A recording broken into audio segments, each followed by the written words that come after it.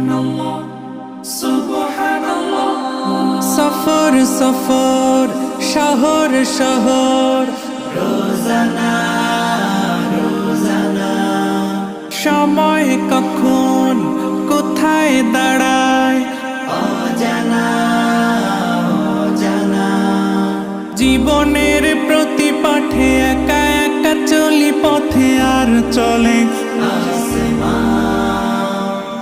আসমানি রঙে ডুবে অনুরাগে অনুভবে খুঁজে পাই সুবহানাল্লাহ ওয়ালহামদুলিল্লাহ ওয়ালা ইলাহা